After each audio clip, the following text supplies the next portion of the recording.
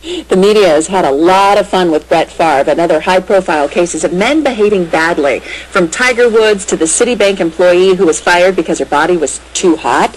But our expert says 80% of women have had to deal with a guy like this, either at work or at school. Audrey Nelson is the author of Code Switching, a guide for helping women talk to men, and she's here now with more on what women should do to deal with badly behaving men. Hi, Audrey. Hey there. Hi, Natalie. Good to see you. Hi, Chris. Good to see you. This is actually a hot topic right now, but let's get straight to it using things we've heard about in the news. Sure. We reported on this woman who was dressing supposedly too distracting for the men in the workplace. Remember this story? Yes. There she is. They said her outfit was, well, the guys couldn't focus with her there, and that she had to change the way she dressed. Right. So she refused to change, and she was fired. What's your take? Yes. Well, it's a multi-dimensional issue. She was apparently well endowed. And to say that it was distracting because of her large breast is not okay. If there's second issue, if there's a dress code, let's have a dress code. If it says no cleavage, no cleavage.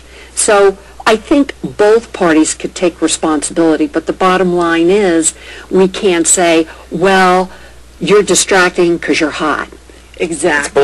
You're blaming the woman. Well, let's reverse it. So should she have to wear big, large sweaters because of the way her body is? Do women have to come in a tent? Right. So what do we say? Chris, you're so hot.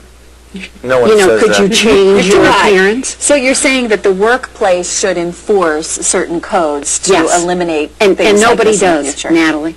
Nobody has a dress code. Yeah. Okay, let's move on to the next high-profile situation. It was the case of the TV reporter who says she was harassed by the players of the New York Jets in the locker room. Right. But one particular New York Jet.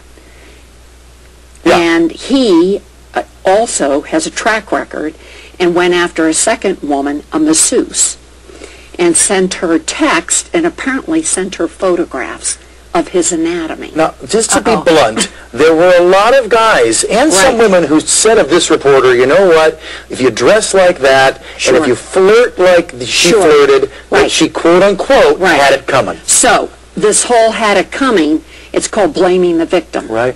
Well, she's hot, she's in spandex, she's got the cleavage, the postage size skirt.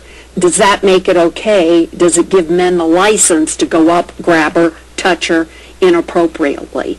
And, you know, with him, he was texting her, he was making propositions, even her husband called him and said, back off. All right, so what they were talking about, how to handle men who behave badly. What does a woman do? How do you handle these guys? Well, there are several things. One is no means no. And the problem is most of this happens at work. I hate to remind people, but that's where we spend the largest percentage of our time is at work. There's your biggest dating pool. So no means no. People can't take no for an answer. I was an expert witness on a case where the woman said no. So the guy thought, well, I'll come in the back door and I'll get another couple at work that's dating and get them to approach her to double date. Oh, no. So she had to say no again. So no means no. But that's our biggest dating pool, so it's hard. Yeah, sure. It needs to be mutual consent. Mutual consent. Yeah. The part that really bothers me is all the stuff that's off record. So the elevator eyes. Oh, yeah.